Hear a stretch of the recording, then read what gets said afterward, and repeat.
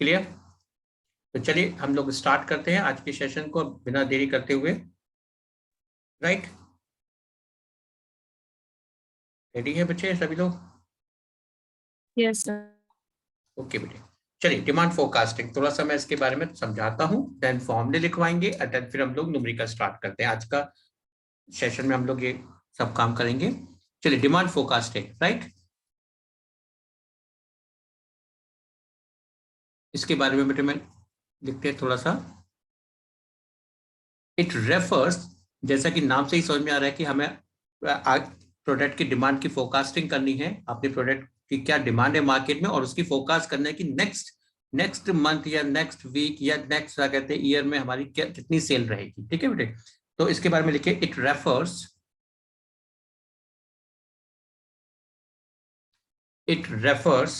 To estimate it refers to estimate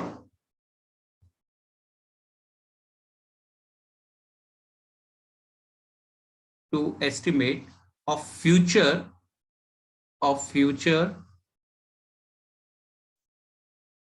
condition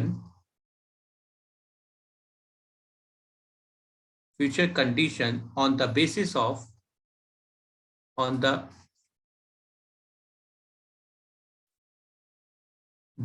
of scientific analysis, on the basis of scientific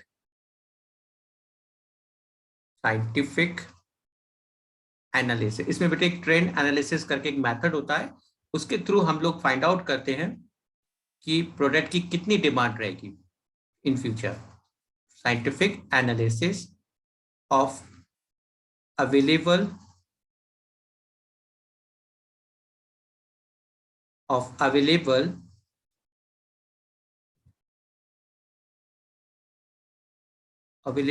knowledge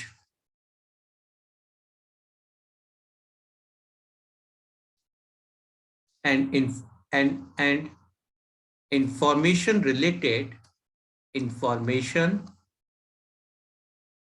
related to past trend. ठीक है, past हमारी क्या perform है उसके आधार पर हम इसको कैलकुलेट करेंगे, डिमांड फोरकास्ट को कैलकुलेट करेंगे। ठीक है बेटे, past trend, present condition, past trend, present condition and expected possibility expected possibilities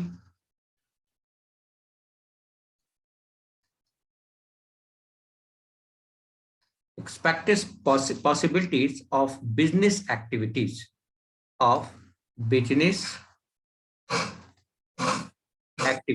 ठीक है बेटे? Yes sir. राइट, तो ये हमारा डिमांड फोरकास्टिंग का छोटा सा मीनिंग मैंने लिखवा दिया है और इसको इतना सा ही आपको याद करना है बस। It refers to estimated of future condition on the basis of scientific analysis of available knowledge and information related to past trend, present condition and expected possibilities of business activities. Right, अब इसके बेटे हम लोग कुछ important जो है feature में लिखता हूं। Feature of good forecast,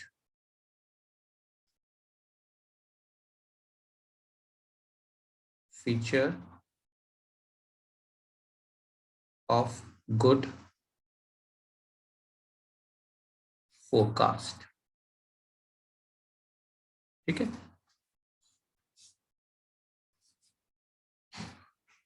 right बेटे। अब हमारे कौन कौन से इंपॉर्टेंट फीचर हैं जो कि इस मीनिंग को पढ़कर हमें समझ में आ रहा है गुड फोरकास्ट करने के लिए। First point is timely. सबसे पहले इंपॉर्टेंट है कि हमारी जो फोरकास्टिंग टाइमली होनी चाहिए।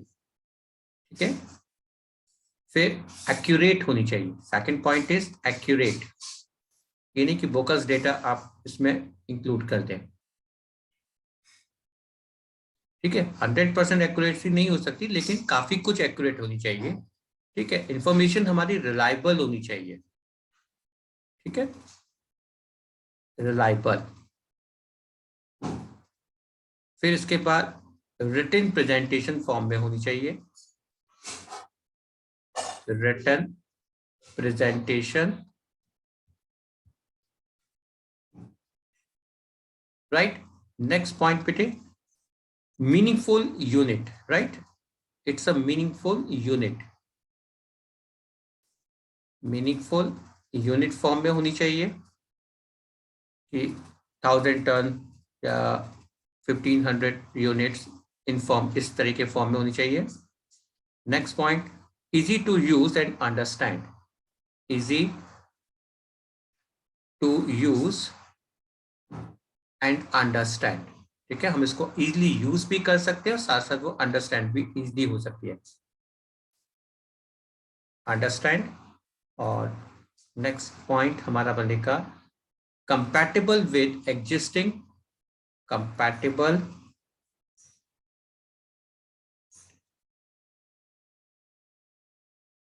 with existing, compatible with existing data, database system, database system, ठीक है। ये इसके इंपॉर्टेंट फीचर हो गए एक गुड फोरकास्टिंग में, ये फीचर का होना जरूरी है, एक टाइमली होनी चाहिए, एक्यूरेटली होनी चाहिए, ठीक है। और फिर इसके बाद रिलायबल होनी चाहिए, रिलायबल डेटा होना चाहिए, रिटन प्रेजेंटेशन फॉर्म में होना चाहिए, मीनिंगफुल यूनिट होनी चाहिए, easy to use and understand and compatible with existing database system, ठीक है बेटे, राइट। समझ में आया बेटे यहाँ तक आपको? थोड़ा थोड़ा सर एग्जाम्स में इन पॉइंट को एक्सप्लेन भी करना होगा ना? नहीं बेटे, नहीं करना बच्चे, अगर एक्सप्लेन करना होता मैं आपको पहले ही करवाता, वो चलता फिर मैं बेटे, इसको एक्सप्लेन नहीं करना इतना। मैंने अपने फर्स्ट बेटे डे लेक्चर में भी बताया था, कल भी मैंने बताया और आज भी फिर बता रहा हूँ। सिर्फ जितना मैं आपको रिलायबल ये पॉइंट्स में सिर्फ इसलिए लिखवा रहा हूँ कि इतना जरूर लिखना है आपको, ठीक है ना। ये बस रजिस्टर वाइज आप अपना बना के रखिए, इतना जरूर याद करते रहिए, रीड करते रहोगे तो आपको याद भी फटाफट हो जाएगा। और ज्यादा कुछ नहीं है, इतना मैंने बताया कि इसको ज्यादा फिलअप नहीं करना, कोई 150 और 200 वर्ड के हमें ऐसे टाइप ऑफ आंसर नहीं लिखने, वरना फिर पेपर पूरा नहीं हो पाए, ठीक है ना। ये बेटे बहुत ज्यादा भी रहेगा ना तो 2 मार्क्स में आएगा, ज्यादा से ज्यादा क्या पूछ लेंगे, गुड रिपोर्ट के, आप तो उसमें क्या क्या एक्सप्लेन करते रहोगे, 7-8 पॉइंट को एक्सप्लेन करने बैठ जाओगे तो बहुत टाइम लग जाएगा ना बेटे, बहुत सारे क्वेश्चन आपको सॉल्व करने होंगे, राइट बेटे। तो जितना बस मैं समझा रहा हूं इतना ही सफिशिएंट है, इतना जरूर लिख दोगे, टू द पॉइंट लिख कर आओगे, आपको मार्क्स बेटे कम से कम 50 to 60% मार्क्स थियोरी में मिलेंगे, इससे ज्यादा मिलते भी नहीं है क्या, ठीक है। 50% to 60%, मैक्सिमम 60% मार्क्स अवेलेबल होता है, ठीक है बच्चे, क्लियर। तो मैक्सिमम बस बेटे इतना पॉइंट जरूर लिखना है बस, अब इसमें कर्टेल मत करिएगा, राइट। अब एक एक करके इसमें कोई पॉइंट पूछ लेंगे, मीनिंग के साथ आपका फीचर पूछ लेंगे तो ये 3 मार्क्स का बन जाएगा बस, मैक्स ठीक है, शॉर्ट नोट्स के फॉर्म में आएगा, राइट। अगर ऑब्जेक्टिव पूछ सकते हैं थ्योरी इसमें, ये आपको 2 या 3 ऑब्जेक्टिव पूछ लेंगे, ठीक है। चलिए नेक्स्ट पॉइंट बेटे, इसका ये तो फर्स्ट पॉइंट हमारा क्लियर हो गया, डिमांड फोरकास्टिंग का मीनिंग मैंने लिखवा दिया। सेकंड पॉइंट इज इसके फीचर। अब थर्ड पॉइंट बेटे लिखते हैं हम लोग, और वो है हमारा ऑब्जेक्टिव, ठीक है, ऑब्जेक्टिव। अब 2 मार्क्स में पूछ सकते हैं, objective of demand forecasting, demand forecasting.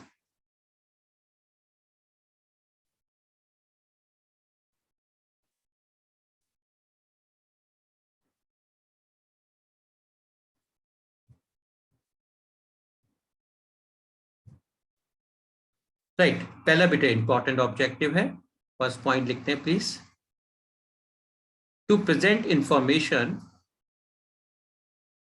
To present information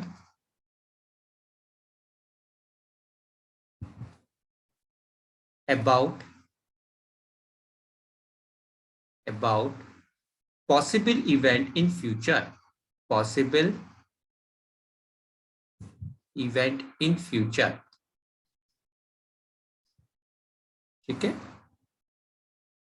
second point, to provide the base,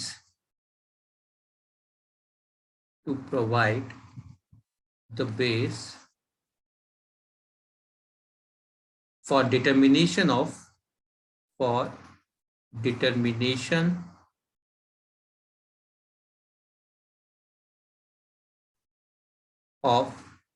future policy. ठीक है. Third point is to provide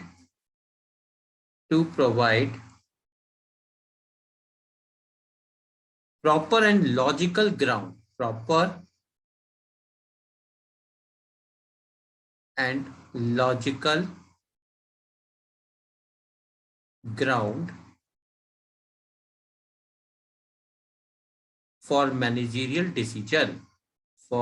managerial decision. ठीक है. Next point, to provide proper and logical ground for managerial decision. ठीक है, proper information होनी चाहिए, right? Next point बेटे, to reduce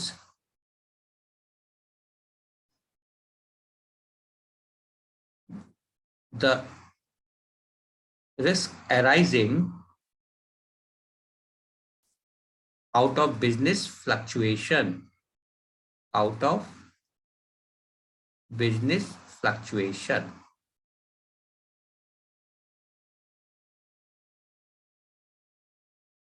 ठीक है बेटे. और एक और पॉइंट भी लिख लेते हैं, टू असिस्ट इन प्लानिंग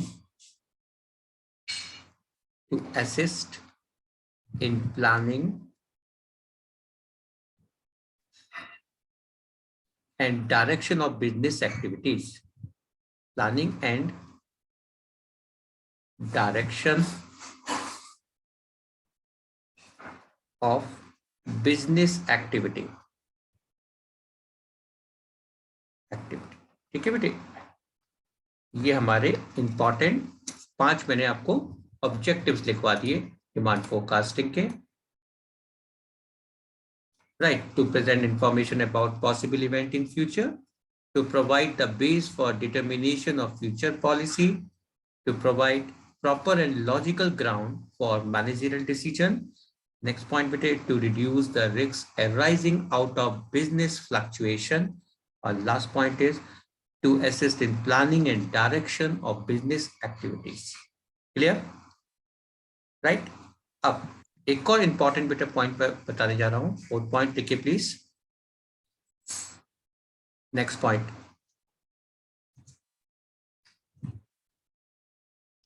बेटा आएगा आपका स्टेप इन फोरकास्टिंग. ठीक है, स्टेप्स.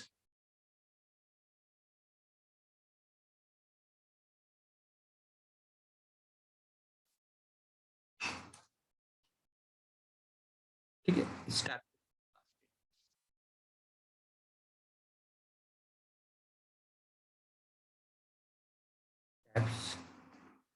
इन फोरकास्टिंग. कौन कौन से स्टेप है हमारे? ये भी 3 मार्क्स में आ सकता है क्वेश्चन.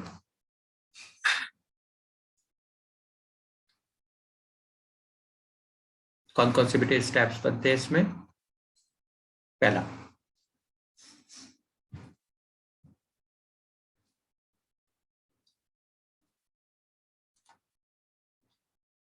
एक मिनट.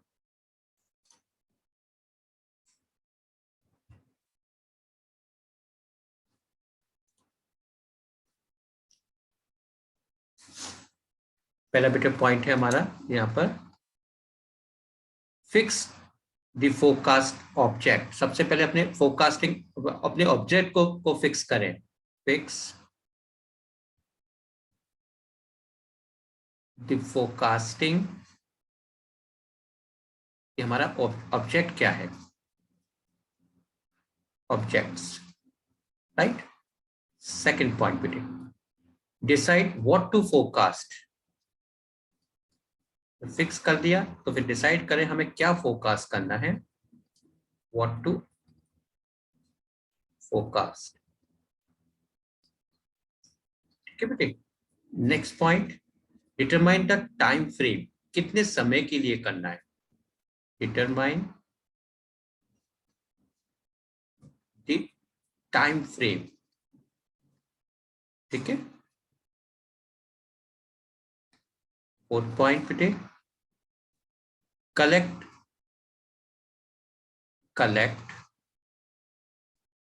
data for forecasting,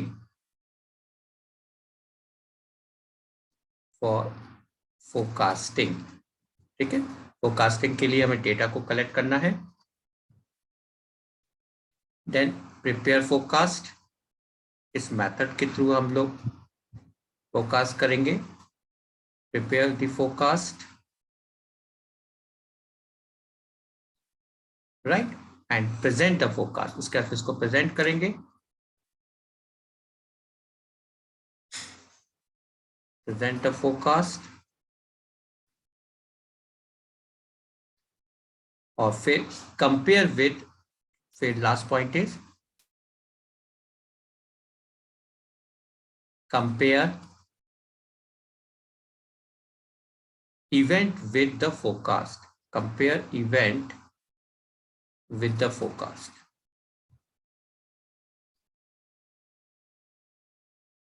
ठीक है। Compare event with the forecast, हम उस पर्टिकुलर इवेंट फोरकास्ट कंपेयर करेंगे, ठीक है। जो भी हमारा रिजल्ट आ रहा है उससे हमारे फोरकास्टिंग रिजल्ट के साथ बेटे उसको हम कंपेयर करेंगे, ठीक है बच्चे, राइट। क्लियर हो गया होगा आपको पॉइंट, राइट। अब आता है हमारा, इसके बाद एक पॉइंट और लिखते हैं हम लोग। कौन सा नंबर आ गया बेटे?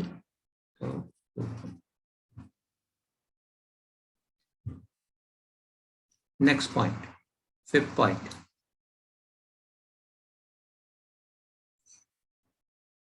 period of forecasting, period of forecasting, sir ठीक है बेटे। सर हाँ बेटे बोलिए। सर अगर आप इन पॉइंट्स को एग्जांपल से एक्सप्लेन कर दोगे ना तो याद रहेगा हमें। इसमें कोई भी पॉइंट्स आपको मेरे से पूछते जाइए। नहीं सर, स्टार्टिंग से सब पॉइंट्स को एक एग्जांपल देके एक्सप्लेन कर दीजिएगा ना तो याद रहेगा। बेटा टाइमली, हमारा जो फोरकास्टिंग सिस्टम है वो बेटा टाइमली होना चाहिए, राइट, क्लियर, एक्यूरेट चाहिए। जो भी इंफॉर्मेशन हम लोग दे रहे हैं, जो भी हम लोग डेटा कैलकुलेट करेंगे उसमें एक्यूरेसी होनी चाहिए, ठीक है बेटे। रिलायबल होनी चाहिए वो डेटा, वो सारे डेटा हमारे क्या होने चाहिए बेटे, रिलायबल होने चाहिए। कि जो भी हमने मान लिया कि हमने ये दिया कि 100 यूनिट की सेल होनी चाहिए in the month of September, right, तो वो रिलायबल डेटा होना चाहिए। ये नहीं है कि हमारा 700 यूनिट की सेल हो गई, ऐसा कुछ नहीं होना चाहिए, ठीक है। एक रिलायबल, थोड़ी बहुत तो अप्स एंड डाउन तो हो सकते हैं लेकिन कंप्लीट अप्स एंड डाउन नहीं हो सकते, राइट। उसे हम रिटन प्रेजेंटेशन फॉर्म में देंगे, राइट। यानी कि वर्बल में बोल दिया कि नहीं इतना हो सकता है, इस तरीके का नहीं होना चाहिए। फिर हमारा मीनिंगफुल यूनिट होनी चाहिए। मीनिंगफुल यूनिट मतलब कि क्या क्या चीज होगी, 100 क्या होगी, ठीक है। तो मीनिंगफुल यूनिट में हमारा बताना होगा कि 100 kg, 100 टन या वॉट एवर, जो भी यूनिट हमारा फॉर्म होगा। Easy to use and understand, हम इसको इजिली यूज कर सकते हैं, ठीक है, जिससे कि हमें इजिली वे में समझ में आ जाए। अभी हम लोग न्यूमेरिकल अभी जब करेंगे तो इसके अंदर मैं इसको बेटा प्रेजेंट करके बताऊंगा किस तरीके से हम इसको यूज करते हैं, एंड देन उसको किस तरीके से समझ में आपके आएगा, right. And compatible with the existing data with base system, ठीक है।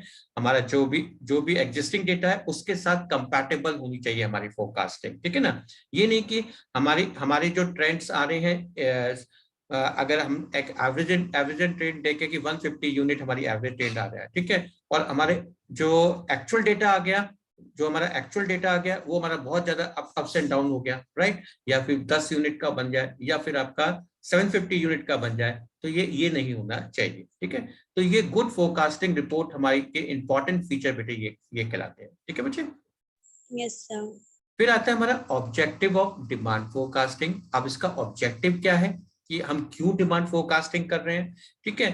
तो ये पता करने के to prevent information about possible event in future, ठीक है। हम ये पता लगा सकते हैं कि हमारा फ्यूचर में क्या क्या ट्रेंड रहेगा, हम सिर्फ ये फाइंड आउट करने के लिए। फॉर एग्जाम्पल, जैसे अभी आप बेटे पढ़ाई कर रहे हो, राइट। अब पढ़ाई अगर आप प्रॉपर वे में कर रहे हो तो आप ये पेपर देने के बाद आप ये एक्सपेक्ट करोगे कि हाँ हम क्या कहते हैं इतने मार्क्स हमारे ओएम में या वॉट एवर अदर सब्जेक्ट्स हमारे आठों उनमें हमारे इतने मार्क्स आ सकते हैं, राइट ना।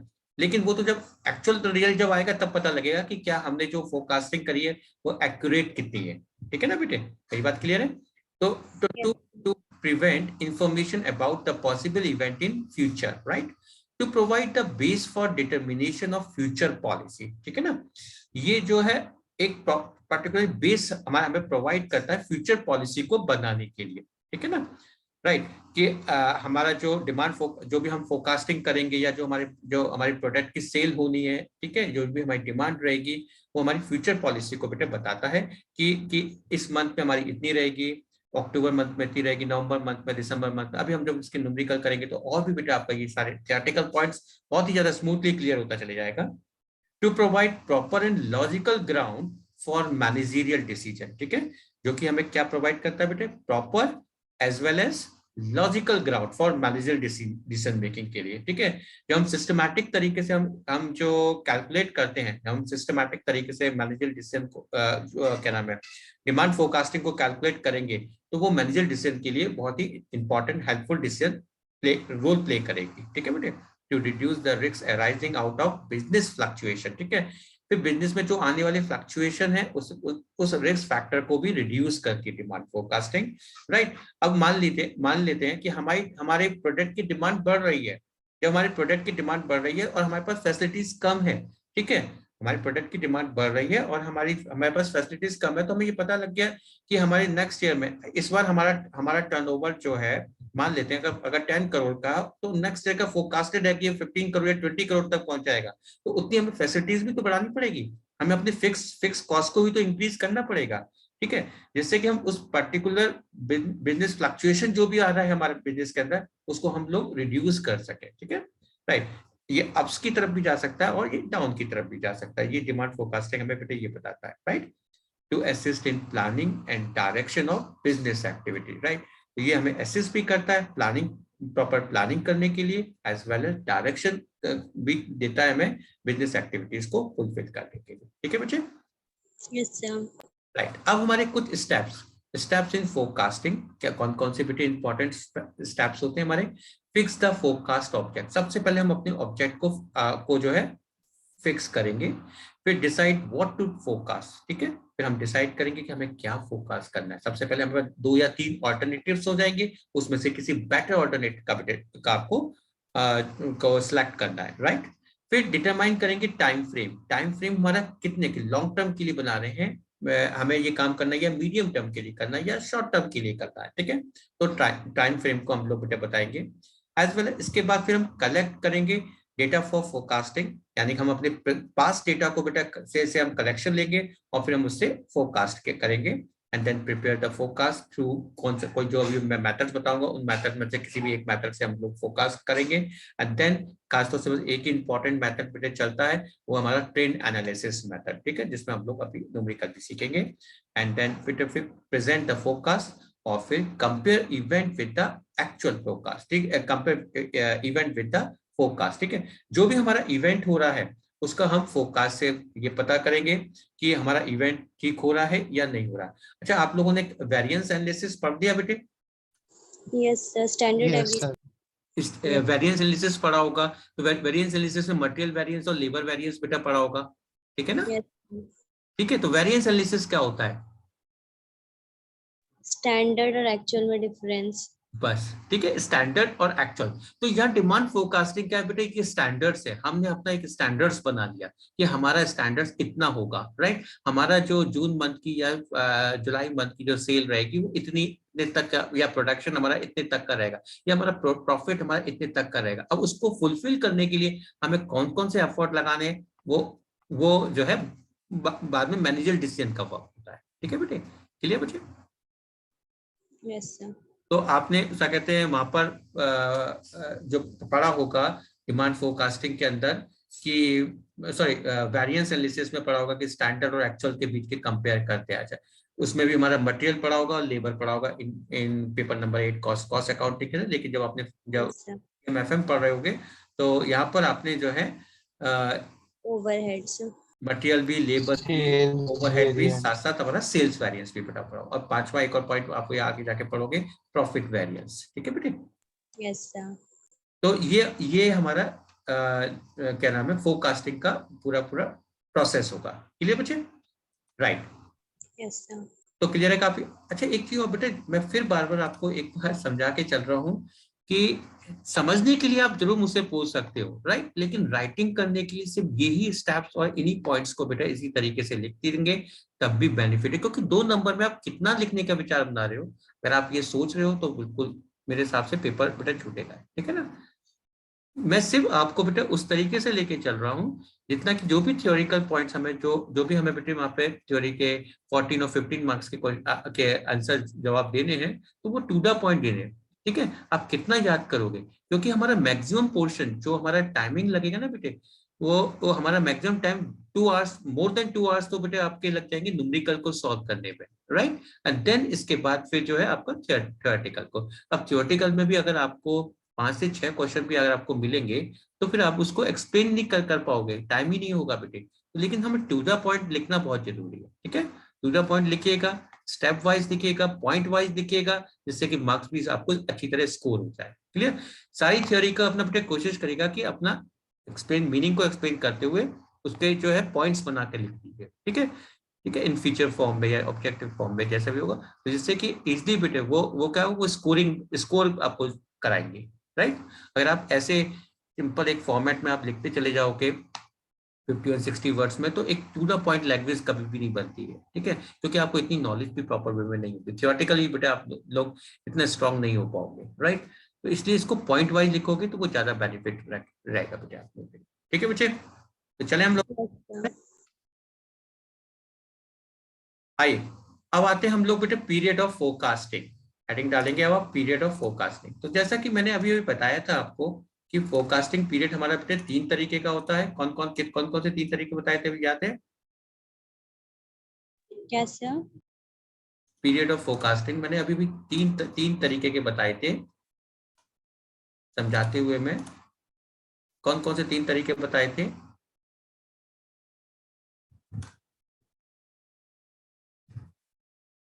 चलिए लिखिए बेटे, long term, period of long term, short term और समय तक के मीडियम लिए टर्म। बेटे। एक होगी हमारी लॉन्ग टर्म के लिए, ठीक है।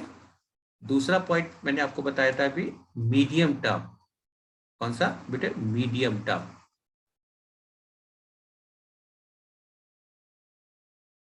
राइट। और third one is short term, right, short term.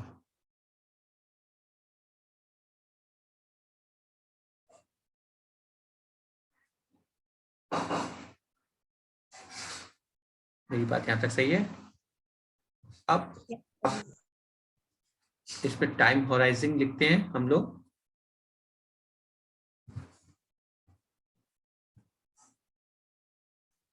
Long term forecasting जो बेटे की जाती है वो मोर देन 5 इयर्स तक की, ठीक है, मोर देन 5 ईयर, राइट। इसका टाइम होराइजन रहता है लॉन्ग टर्म का more than 5 years. Medium term का होता है बेटा 3 to 5 इयर्स, राइट। या हम इसको कह सकते हैं 1 ईयर टू 3 इयर्स तक का।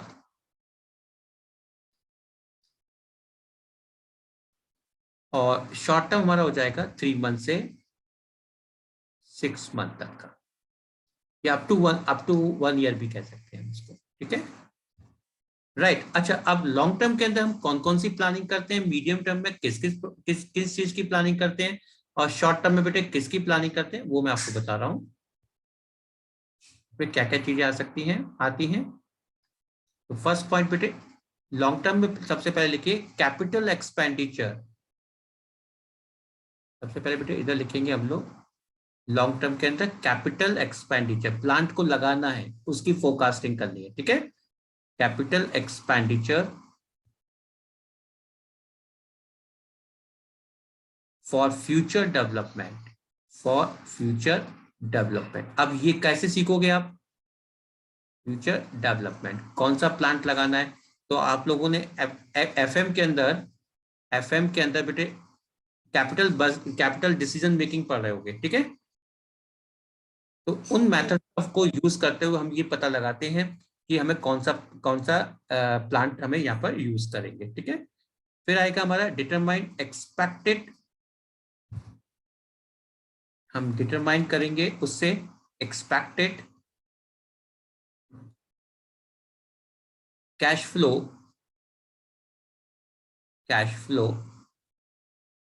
फ्रॉम सेल, ठीक है? हमारा कितना कैश फ्लो आएगा ये फाइंड आउट करेंगे। वहां पे जब हम मशीनरी देखते हैं ना बेटे कि ये प्लांट की कॉस्ट 1 लाख की है और उससे हमारा हर महीने जो है या हर साल हमें जो है 10,000 रुपीज का या 20,000 रुपीज का कैश फ्लो होता है। एक दूसरा प्रोजेक्ट अगर हम मशीनरी अगर 1,50,000 की लगाते हैं तो उसमें हमारा कैश फ्लो जो है 30,000 का हो जाएगा।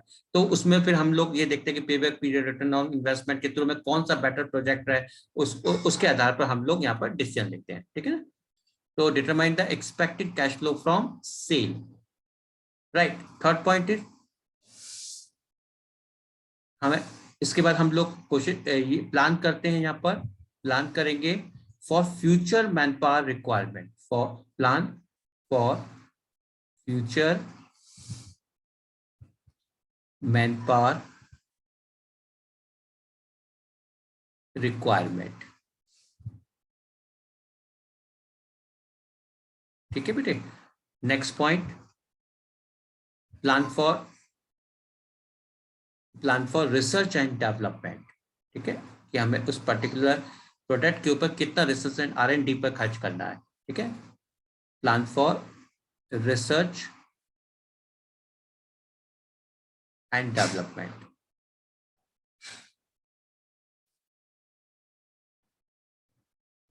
राइट। R&D पर हमारा किस तरीके का फोरकास्टिंग रहेगी।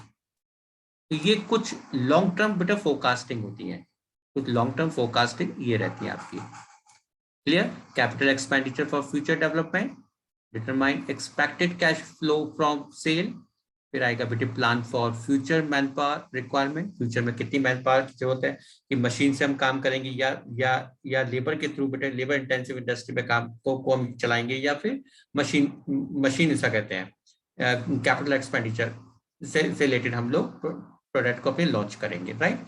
और फिर प्लान करेंगे हम अपने पर्टिकुलर प्रोडक्ट पर R&D पर कितना खर्चा कर रहे हैं, ठीक है बेटे? राइट। इसी तरीके से मीडियम टर्म जो 1 to 3 इयर्स तक के जो होते हैं उसमें लिखिए please.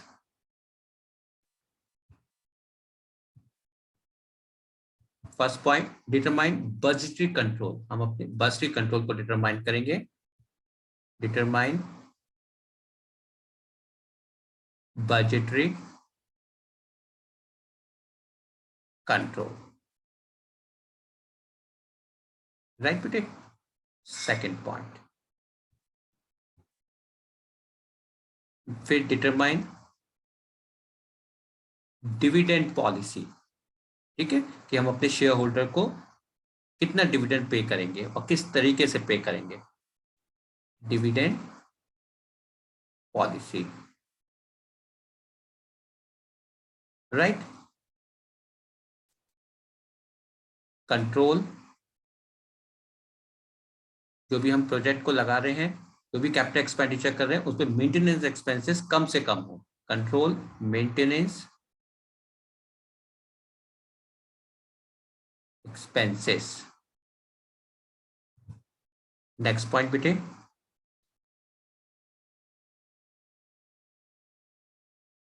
Plan for capacity adjustment, ठीक है? पर्टिकुलर कैपेसिटी हमारी किस तरीके की रहेगी उसको हम एडजस्ट करेंगे। प्लान फॉर कैपेसिटी एडजस्टमेंट, ठीक है? और जो बेटे शॉर्ट टर्म के लिए हम लोग फोरकास्टिंग करते हैं वो कौन कौन सी चीजें हैं, जैसे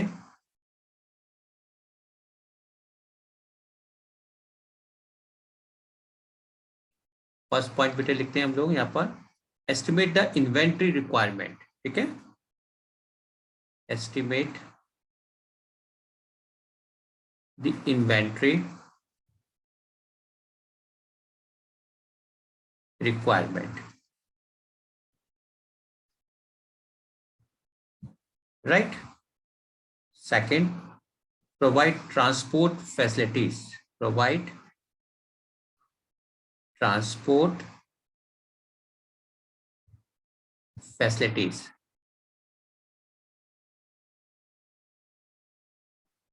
नेक्स्ट पॉइंट बेटे, डिसाइड वर्कलोड, डिसाइड, हम ये डिसाइड करना है कि हमारा वर्कलोड किस तरीके का रहेगा, राइट। नेक्स्ट पॉइंट बेटे, find the working capital need, find the working capital need, कि हमें कितनी वर्किंग कैपिटल की जरूरत पड़ेगी। अगर कभी शॉर्टेज आ रहा है तो हम ओवरड्राफ्ट उसको कैसे अरेंज करेंगे, ओवरड्राफ्ट के थ्रू अरेंज करेंगे या ऐसा कहते हैं कुछ और अदर सोर्सेस का हम यूज करेंगे, ठीक है। Find the working capital needs, capital need.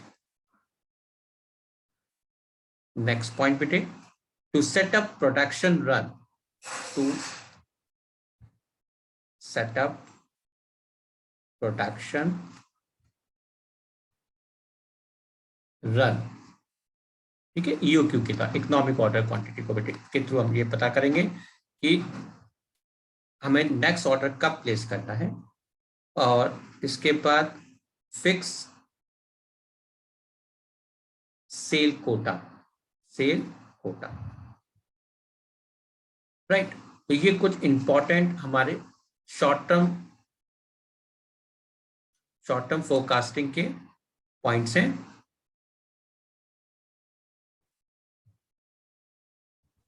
Sir ये फिक्स सेल कोटा क्या है?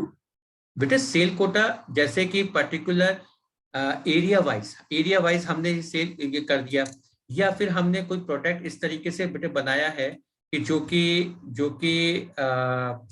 सभी जेंडर के लिए है, ठीक है। तो मेल के लिए इतना कोटा है, फीमेल के लिए इतना है, बच्चों के लिए इतना है, ठीक है। तो बच्चों में भी स्पेसिफिकली जो है बॉय है तो उसके लिए गर्ल है तो इसके लिए इतना कोटा है। तो बेटे इस तरीके से हम कोटा, सेल कोटा हम लोग सेटअप करते हैं, ठीक है बेटे। Yes sir. Okay, control maintenance expenditure क्या है? कौन सा बेटे? कंट्रोल बेटे कंट्रोल मेंटेनेंस एक्सपेंडिचर, हम इस तरीके से प्लांट को बेटे लगाएं कि उसमें कम से कम मेंटेनेंस का खर्चा है। मतलब इस तरीके से हमें हमारा बेटे वर्कआउट ये रहना चाहिए, इस तरीके से हमें वर्कआउट करना चाहिए कि हमारा जो कैपिटल एक्सपेंडिचर के ऊपर वेस्टेज नहीं हो, ठीक है, वेस्टेज नहीं हो, कि यानी कि उसका जो रख रखाव है या उसका जो मेंटेनेंस है वो प्रॉपर वे में होना चाहिए, ठीक है ना। हम उसको इसी तरीके से छोड़ दिया या गलत तरीके से उसका मिस हैंडलिंग कर रहे हैं तो उसमें बेटा मेंटेनेंस कॉस्ट भी तो बहुत ज्यादा बढ़ जाएगी, बढ़ जाएगी। फॉर एग्जाम्पल, जैसे आपने बेटे आपने एक गाड़ी परचेज करी, राइट, कार या two wheeler, right, four wheeler या टू व्हीलर आपने पर। अब उसको दो तरीके से, या तो आप बहुत ही रश ड्राइविंग करेंगे, ठीक है। तो जब रश ड्राइविंग करेंगे तो उसमें इंजन ज्यादा समय तक, तो एक समय तक तो लोड ले सकता है, एक समय के बाद उसमें कुछ ना कुछ प्रॉब्लम आनी शुरू हो जाएंगी। मेरी बात क्लियर है नहीं क्लियर, राइट। तो ये चीज देखनी है कि आपको इस तरीके से उस पर पर्टिकुलर कैपिटल एक्सपेंडिचर के ऊपर इस तरीके से लोड डालना है कि उसमें मेंटेनेंस कॉस्ट ज्यादा से ज्यादा नहीं बने, ठीक है। बट ऐसा हो नहीं सकता कि मेंटेनेंस कॉस्ट आए नहीं, लेकिन इतनी भी नहीं आनी चाहिए, अननेसेसरी मेंटेनेंस कॉस्ट नहीं आनी चाहिए, ठीक है। ये लिखा गया इस पॉइंट के अंदर, राइट बेटे। यस। और कोई पॉइंट बेटे जो आपको क्लियर नहीं हुआ हो प्लीज पूछ सकते हो। कोई भी पॉइंट बेटे अगर आपको नहीं क्लियर हो रहा है तो प्लीज मेरे से जरूर डिस्कस करिए। नोट कर लिया बेटे आपने सारा?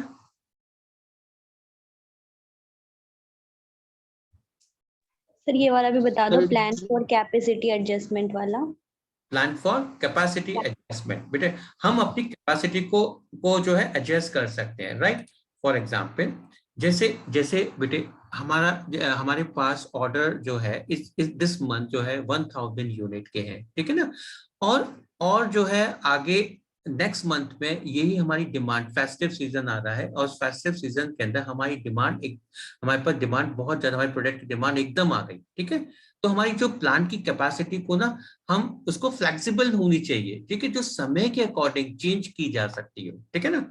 कि अब जो हमें जरूरत पड़ रही ज्यादा कि जैसे फॉर एग्जांपल मैं बहुत प्रैक्टिकली आपको एग्जांपल देता हूँ। जैसे आपने मिठाई या स्वीट की जो आपकी शॉप होती है, जो मिठाई वाले की जो शॉप होती है, उसमें कुछ फेस्टिव सीजन आते हैं, जैसे दिवाली का सीजन आ गया, राइट। अभी जो है अगस्त के महीने में हमारा रक्षाबंधन का सीजन आया था, ठीक है। तो उस समय पर जो नॉर्मल डेज से ज्यादा सप्लाई हो रही होगी, राइट। मेरी बात क्लियर है, नहीं क्लियर बेटे? अच्छा। तो ज्यादा जो नॉर्मल डेज में उसकी जो स्वीट की जो सेल होती होगी as compare to in festive season में, क्योंकि जब दिवाली का सीजन आएगा तो उसमें बहुत ज्यादा स्वीट की सेल एकदम बढ़ जाएगी हमारी, राइट। तो ऐसी कंडीशन में उसके पास अगर अगर कैपेसिटी रिक्वायरमेंट अगर फ्लेक्सिबल है, राइट, नॉर्मल टाइम। साउंड ना बीच बीच में ना रुक जा रही है, आवाज नहीं आ रही है। मेरी आवाज नहीं आ रही बेटे, मेरी तो। अभी नहीं, बीच बीच में रुक जाती है, आवाज गायब हो जाती है। अब बेटा इसमें मैं तो टेक्निकली तो नहीं कर पाऊंगा बच्चे। मैं ज्यादा से ज्यादा इसकी स्पीड, अपनी नेट की स्पीड चेक कर सकता हूँ। नेट की स्पीड मेरी तो शायद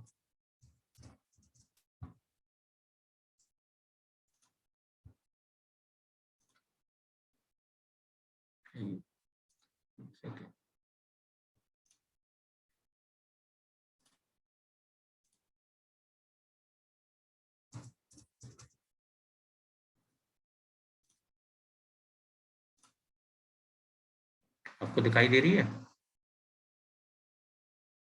बेटे? भाई मेरी स्पीड तो 90 की आ रही, 90 अच्छा। Mbps। Yes sir. स्पीड तो यहाँ कोई कमी है ही नहीं है। इनफैक्ट बेटा वहां पर या फिर एकेडमी के ऊपर कोई प्रॉब्लम हो सकती है, हो सकता है सर्वर पर कुछ थोड़ी बहुत प्रॉब्लम हो। स्पीड तो बहुत अच्छी है भाई, 90 Mbps तो बहुत अच्छी स्पीड मानी जाती है। चलिए करते हैं हम लोग, राइट। आइए अब बेटे, अब मैं जो है आपको न्यूमेरिकल सिखाने चलता हूँ, ठीक है। तो रेडी है न्यूमेरिकल के लिए बेटे? अभी और कोई डाउट तो नहीं किसी पॉइंट के ऊपर बच्चे? No sir. ठीक है, काफी कुछ क्लियर हो गए होंगे। बस बेटे इतने ही पॉइंट को इतना ही याद करना है, इससे ज्यादा याद मत करिएगा। ज्यादा याद के चक्कर मत पड़ना, वरना फिर प्रॉब्लम आ जाएगी। अभी तो बहुत सारी थ्योरी है, कहाँ तक याद करोगे? कुल मिलाकर 25+ चैप्टर है बच्चे। याद करना है तो आपको स्ट्रैटेजिक मैनेजमेंट में याद करिएगा, राइट। चलिए बेटे स्टार्ट करते हैं। मैं इसके न्यूमेरिकल, राइट। तो मैं इसके न्यूमेरिकल बेटे स्टार्ट करने जा रहा हूँ। तो डिमांड फोरकास्टिंग के न्यूमेरिकल किस तरीके से सॉल्व किए जाते हैं,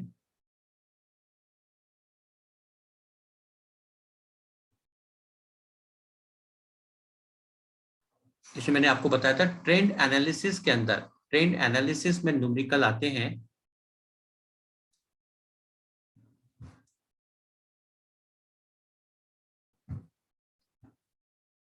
तो प्लीज आप लोग पहले फॉर्मूले को नोट करेंगे अच्छी तरीके से, समझे, और देन फिर इसके बाद फिर हम लोग आपकी इंस्टीट्यूट की बुक के न्यूमेरिकल को सॉल्व करेंगे, ठीक है।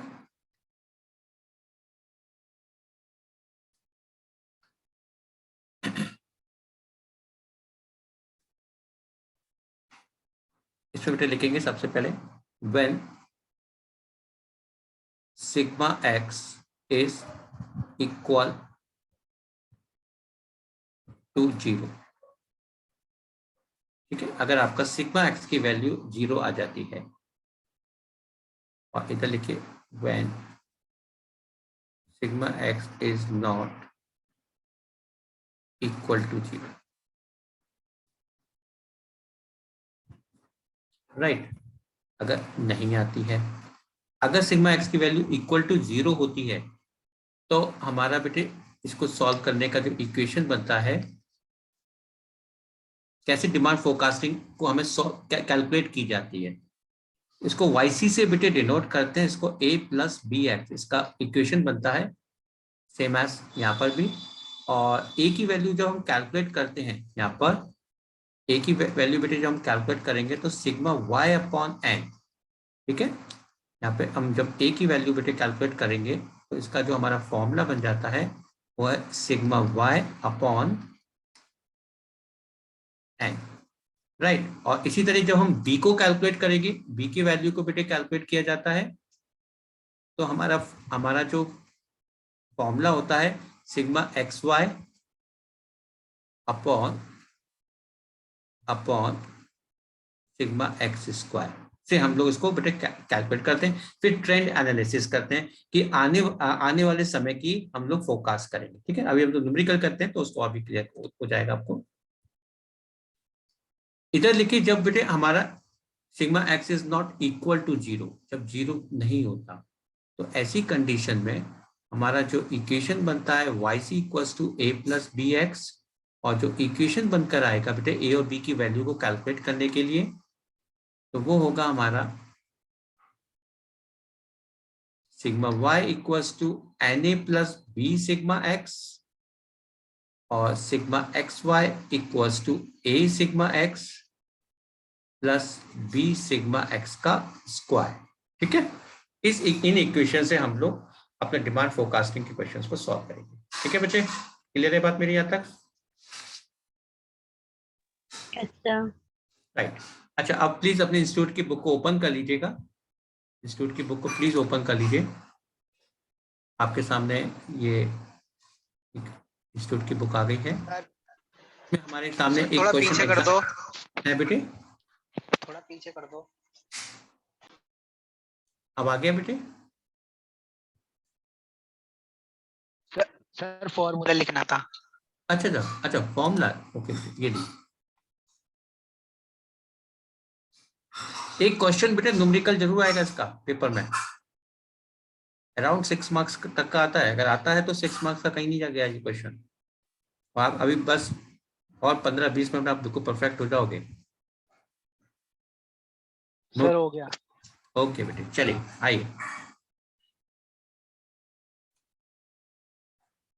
आपके सामने एक क्वेश्चन बेटे दे रखा है इन्होंने।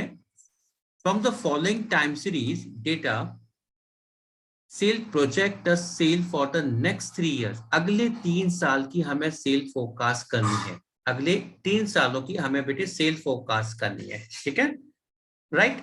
तो हमें इंफॉर्मेशन गिविंग है 2001 से लेकर 2007 तक की, राइट। और इसके साथ हमें सेल हमें गिविंग है इन 1000 यूनिट में 80, 90, 92, 83, 94, 99 और 92, राइट। अब जो मैंने थ्योरी लिखवाई थी ना, पॉइंट्स लिखवाए थे, उनमें देखो सब चीजें इसी से कोलरेट करते जाएंगे आप। और अगर नहीं समझ में आए तो फिर मुझे बताना, राइट। अब मैं देखिए इसको सॉल्व करने जा रहा हूँ बेटा, राइट। तो आप लोग भी मेरे साथ टेबल को ड्रॉ करेंगे।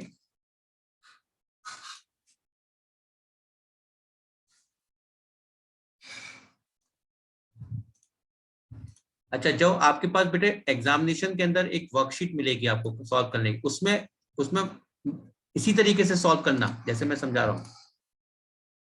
पहला कॉलम बेटे ईयर का रहेगा और फिर सेल, ठीक है, फिर एक्स डीएक्स,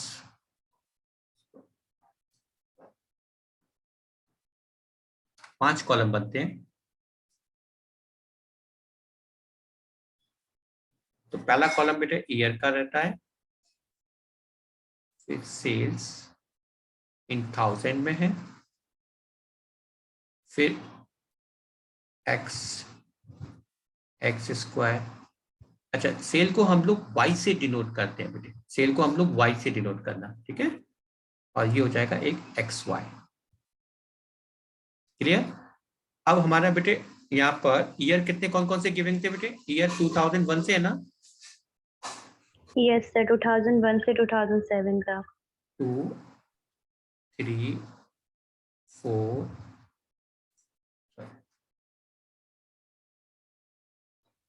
बस न्यूमेरिकल्स को बेटा अच्छी तरह सीखते हुए चलना,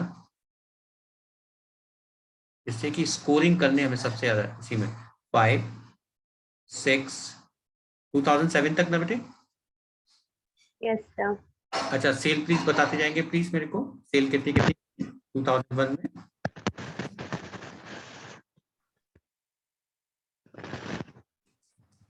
80, 80, 80, 90, 90, 92, 92 बेटे, 83, 83 yes, क्या बेटे, 84, sorry, 94, 94, yes, 94 बचे, 99, 99, 92, 92। ठीक है, ठीक। ये हमारी सेल हो गई, ये आपको गिवन है। ठीक है, यहां तक आप लोगों ने नोट कर लिया है?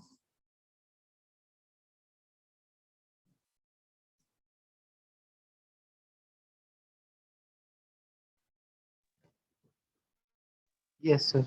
ये हमें क्वेश्चन में गिवन है, अभी तक हमने कुछ भी नहीं किया, हमने सिर्फ क्वेश्चन को यहाँ पे फिल किया है, राइट। अब बेटे इसमें हम सेंटर वैल्यू को देखना, राइट। अब सेंटर वैल्यू कैसे पता लगेगी हमारी? हमने 3 वैल्यू ऊपर से और 3 वैल्यू नीचे से, हमारी देखते हैं सेंटर वैल्यू हमारी 4 आ रही है। ठीक है बच्चे, ये आ भी सकती है, नहीं भी आ सकती है। नहीं आए तो वो कुछ टेंशन मत करिएगा। ये 2004 हमने डेविएशन एरिया ईयर ले लिया। यहाँ तक सही है बेटे, समझ में आ रहा है ना? अब 2004 के अंदर 2001 में से 2004 को माइनस करें तो कितना आएगा? है बेटे, 2001 में से 2004 को डिडक्ट करते हैं तो कितना? -3, माइनस का 3, राइट। फिर इसी तरीके से 2 में से 4 को माइनस करें तो 7, फिर 3 में से 4 को बेटे माइनस करें तो माइनस का 1, यहाँ पर 0। जैसे हम, आपको याद होगा 11th स्टैंडर्ड में आपने स्टैटिस्टिक्स पढ़ी होगी, ठीक है, सेम एज इसी तरह डेविएशन लेना है आपको। 5 में से 4 को माइनस करेंगे तो आपके पास प्लस का 1 हो जाएगा, प्लस का 2 हो जाएगा और प्लस का बेटे 3 हो जाएगा। यहाँ तक क्लियर होगी मेरी बात? ठीक है, यहाँ तक कोई प्रॉब्लम तो नहीं किसी को भी? No sir. राइट। अब 3 का स्क्वायर कितना होता है? 9, 9। 2 का 4, 1, 1 रहेगा, 0, 1, 4 और 9। यहाँ तक क्लियर हो गई बात? एक्स स्क्वायर निकालना आ गया? yes, yes. चलिए 80 इंटू -3, आपको कि एक्स वाई बेटे निकालना है तो ये एक्स है और ये वाई है। 80 इंटू -3 कितना आएगा बेटे? माइनस का 240। 240, माइनस का 240, गुड।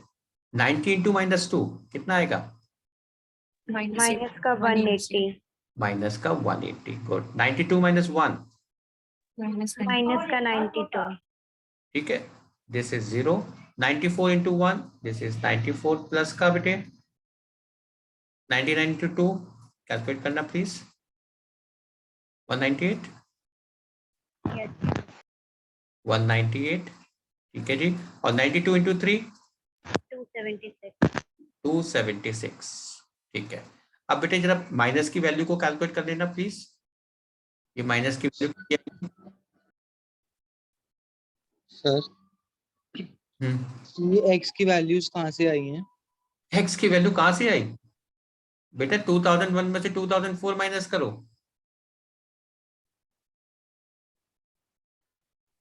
Yes sir.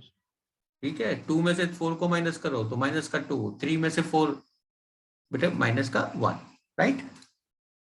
चलिए अब 240, 180 और 92 कितना आएगा बच्चे माइनस का? 512, है 512, 512, ठीक है बेटे। और इधर बच्चे प्लस का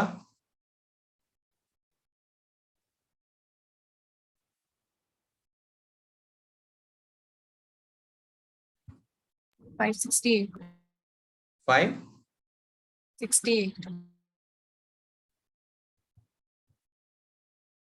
568, yes, ओके। चलिए बेटे अब हम लोग इनको ऐड करते हैं। यहाँ पे बेटे ईयर कितने हो गए? 7, 1 2 3 4 5 6 7। सिग्मा वाई का टोटल करेंगे प्लीज, कितना आएगा? ऐड करके बताएंगे please.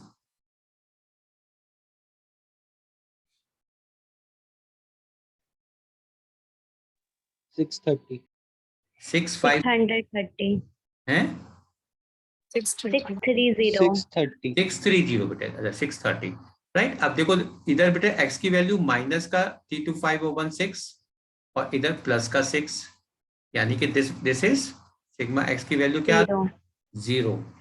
Sigma x square 930 28 28 right बेटे। और sigma x Y 568 minus 512 56 56। yes sir ठीक है, यहाँ तक क्लियर हो गया? कोई परेशानी है तो सब कोई पूछ सकते हो आप मेरे से। no sir का राइट। अब देखो बेटा, मैंने आपको ऊपर एक फॉर्मूले बताया था। फॉर्मूला ये बताया था कि या तो सिग्मा एक्स की वैल्यू इक्वल टू 0 होगी या नहीं होगी। अगर 0 होगी तो हमारा y c equal to a plus b x.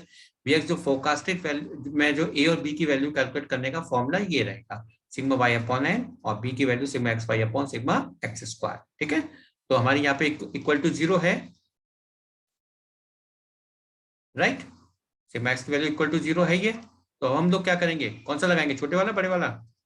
छोटा वाला छोटे वाला बेटे फॉर्मूला यहाँ पे यूज करेंगे, राइट।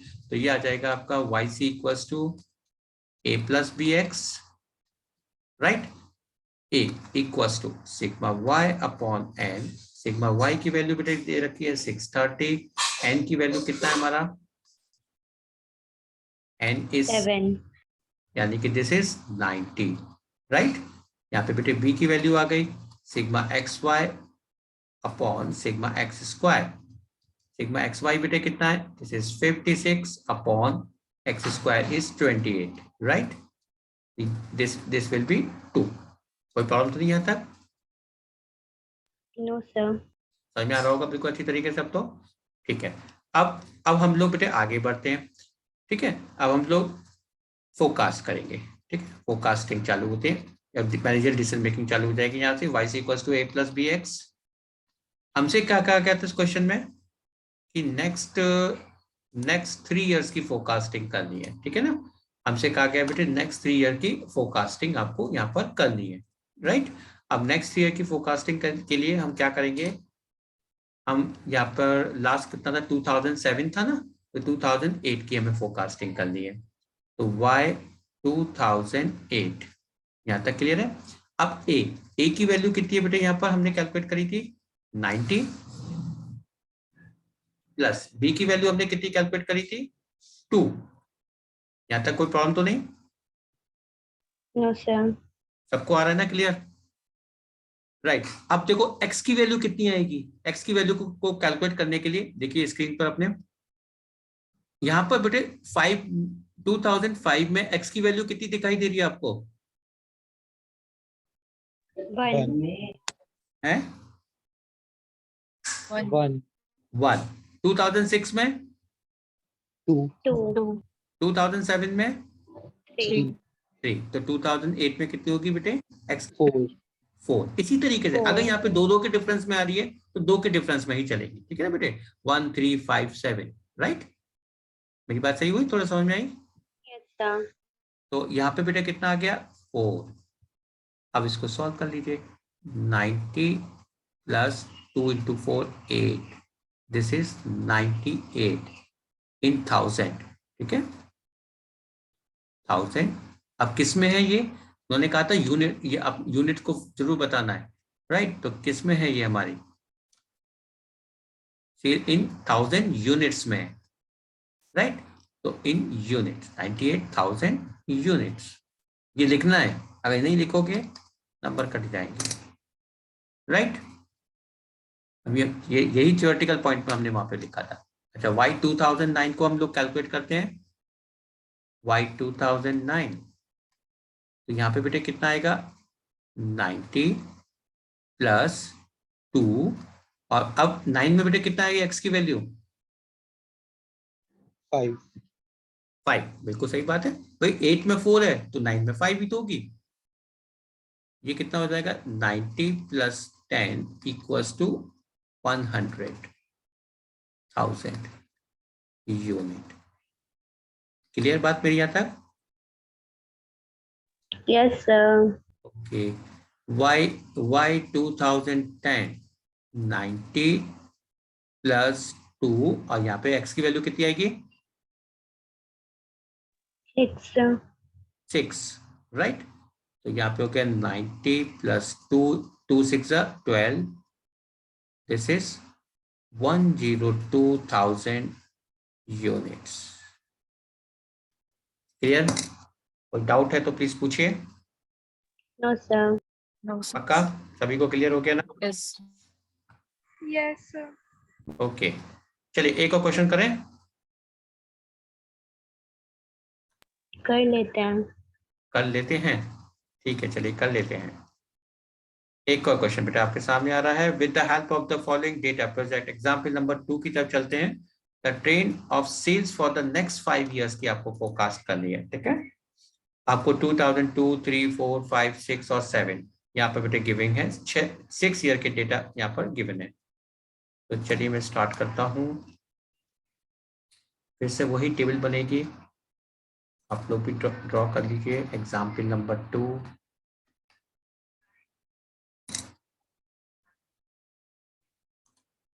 आपको प्रैक्टिस करने के लिए इंस्टीट्यूट की बुक में क्वेश्चन दे रखे, आपकी जो एकेडमी की बुक में क्वेश्चन होंगे तो उससे आप प्रैक्टिस और भी कर सकते हो, लेकिन कम से कम ये क्वेश्चंस को अच्छी तरीके से जरूर करेंगे।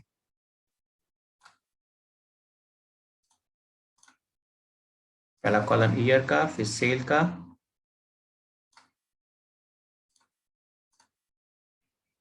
फिर आपका एक्स स्क्वायर एंड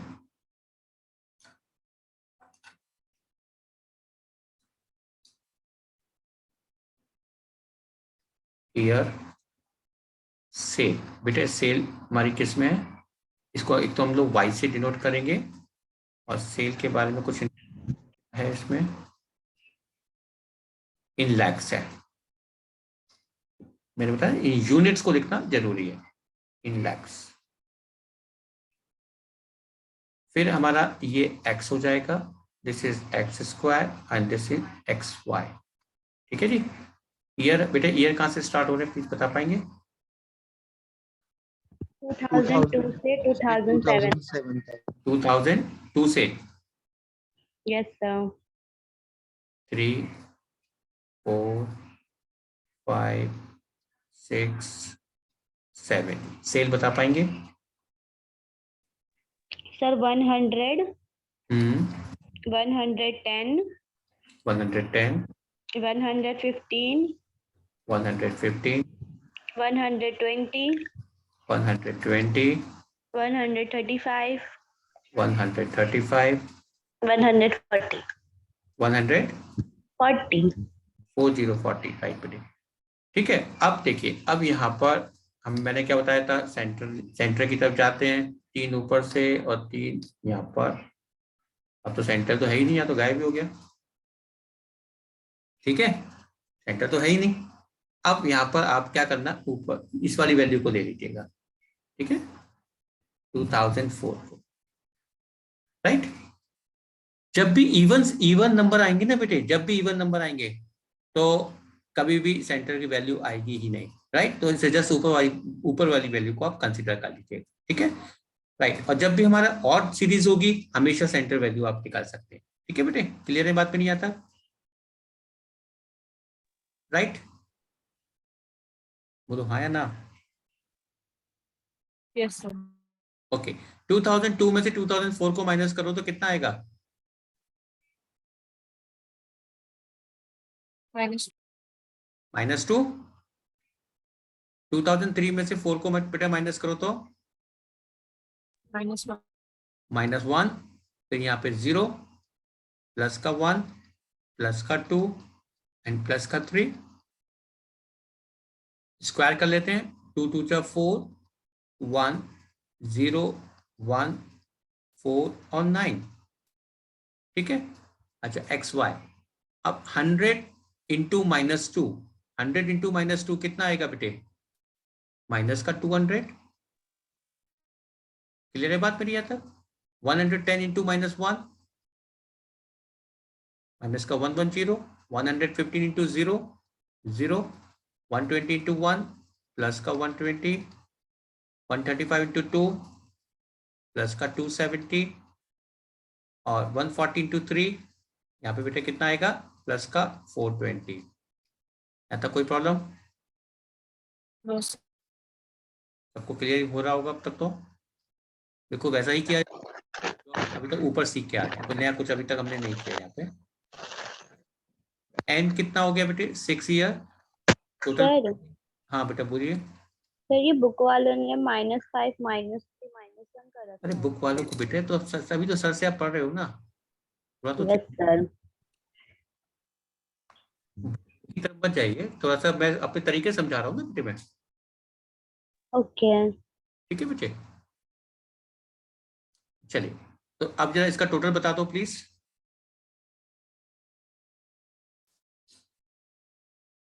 720. 720। अच्छा सिग्मा एक्स की वैल्यू बेटा कितनी आ जाएगी? देखो ये तो माइनस 3. हो गया, माइनस ये हो गया प्लस का 6, तो ये 3 आ गई। Yes. Sigma x square 19, check कर लेना। और सिग्मा एक्स वाई बेटे 500। माइनस का 310 और इधर बेटे प्लस का कितना बनता है? 810 ना, यस। ये तो 500 हो गया प्लस का। ध्यान रखना होगा बेटे माइनस का भी आ जाता है कभी कभी, ठीक है। अब देखो यहाँ पर मैंने दो फॉर्मूले बताए थे, जब सिग्मा एक्स की वैल्यू 0 हो और जब सिग्मा एक्स की वैल्यू 0 नहीं हो। ठीक है, जब नहीं होगा तो ये बड़े वाले फॉर्मूले से हम लोग ए और बी की वैल्यू को कैलकुलेट करेंगे। यहाँ तक कोई राइट? तो कौन सा लगाऊं, ये वाला या ये वाला, ए वाला पॉइंट या बी वाला? बड़ा वाला। ठीक है, बड़े वाले फॉर्मूले को बेटा यूज करते हैं यहाँ पर।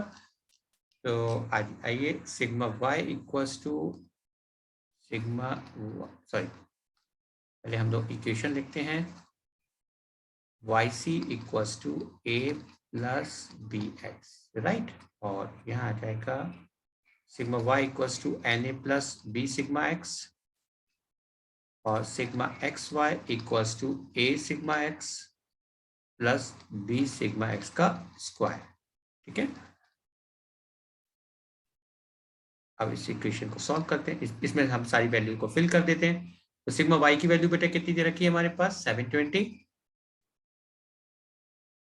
एन ए, यहाँ पे n कितने हैं? 6, तो 6a हो गया प्लस b सिग्मा x का वैल्यू कितना है? 3b।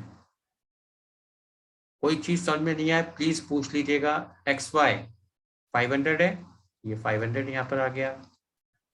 सिग्मा ए एक्स कितना था हमारा? 3a हो गया और एक्स स्क्वायर 19b। ठीक है, कोई परेशानी है तो प्लीज पूछेंगे। क्लियर है बेटा यहाँ तक सभी को? कोई वैल्यू को फिल करने यस। कुछ भी परेशानी अगर आ रही है तो मुझे बता दीजिए, नहीं है ना?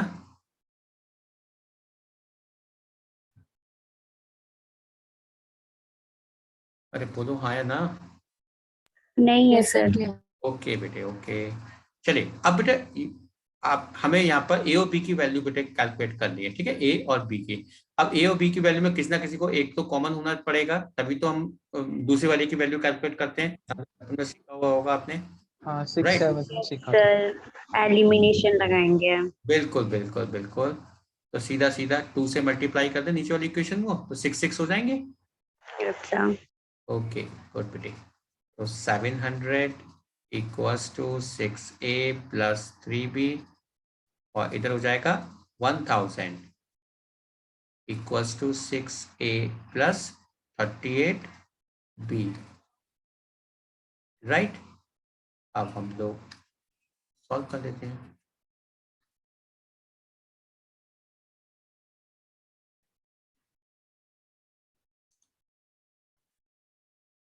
साइन बदल देते हैं, माइनस माइनस माइनस कैंसिल, ये आ जाएगा माइनस का 300 इक्वल्स टू माइनस का 35b, माइनस कैंसिल सर वो 720 है बेटे।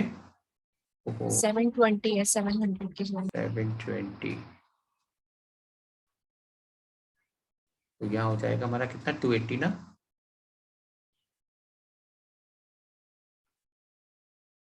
टू 280। तो b की वैल्यू हमारी आ जाएगी अब 8 280 अपॉन 35, कितना आ गया 8 8, एग्जैक्ट 8 आ रहा है ना।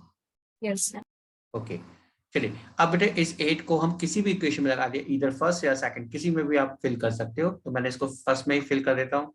720 equals to 6a plus 3 into 8, 720 equals to 6a plus 24, right.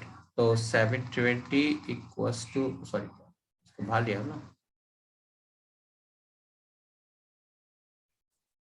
-24 equals to 6a, कितना आएगा बेटे 696 yes sir. Equals to 6a, a की वैल्यू कितनी बन गई 696 अपॉन 6, 116 116, यही ना, राइट। चलिए 116 हो गया। अब हमें हमसे क्या पूछा गया है क्वेश्चन में, क्वेश्चन में बेटे हमसे पूछा गया है कि हमें नेक्स्ट 5 ईयर की फोरकास्टिंग करनी है, ठीक है, नेक्स्ट 5 ईयर की। तो नेक्स्ट 5 ईयर की फोरकास्टिंग हम लोग करने चलते हैं। तो लास्ट हमारा कौन सा था बेटे 2007, तो हम 2008 की फोरकास्टिंग करेंगे। 2008 y 2008, राइट। अब y c equals to a plus b x होता है।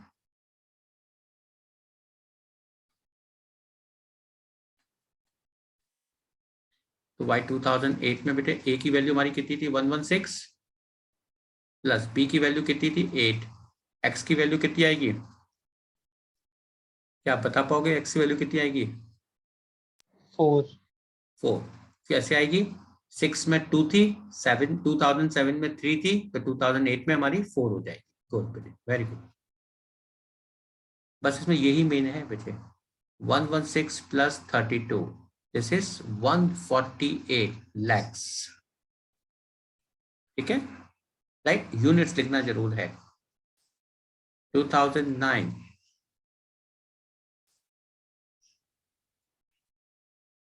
y 2009 इक्वल्स टू बेटे यहाँ पे आ जाएगा 116 प्लस 8, यहाँ पे 9 पे कितनी आएगी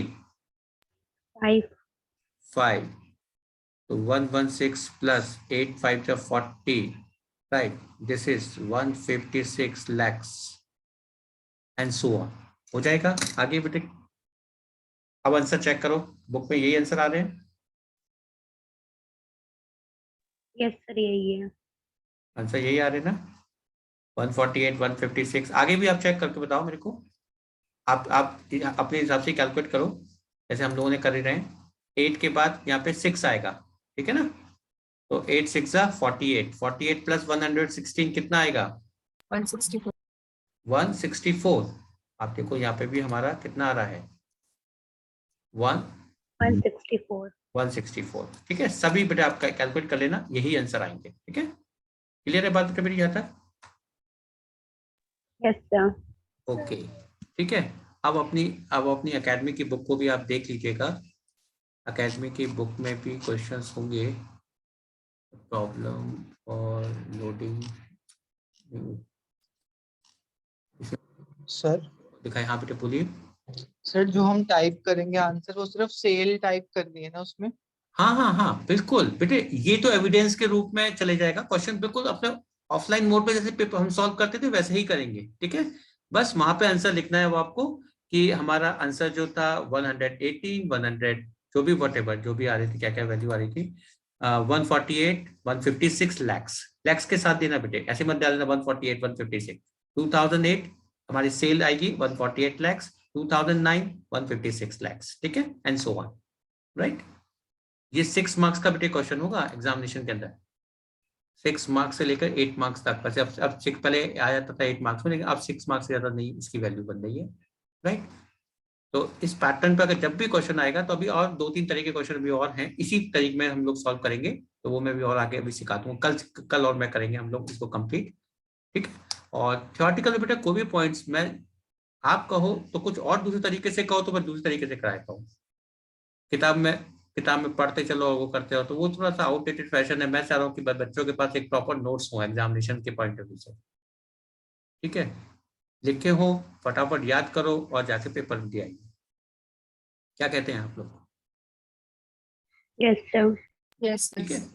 अब जैसे क्वेश्चन नंबर 1 बेटा करिएगा, 2 आपसे हो जाएगा, 3 मत करिएगा, ये मैं कल से कहूंगा, ये मत करिए। बस 1 से लेकर 2 तक सारा होमवर्क है आपका, 1 से लेकर 2 तक के सारे क्वेश्चन कर रहिएगा, ठीक है। 1 और 2 तो हो गया ना, ये तो शायद हमने, यस सर, ये स्टडी मटेरियल का ही है दोनों। ये तो स्टडी मटेरियल के ही तो अभी हमने कर तो दिए, थोड़ी फिर क्या है, छुट्टी हो गई, ठीक है, राइट, कोई प्रॉब्लम नहीं, ठीक है। बाकी कल हम लोग और प्रैक्टिस करते हैं क्वेश्चंस की, ठीक है बच्चे। Yes. Okay, sir. Okay, thank you so much बेटे, मिलते हैं अपने नए सेशन पर, थैंक यू, कल, bye thank you sir. Bye you, sir. Thank you, sir. Bye बेटे।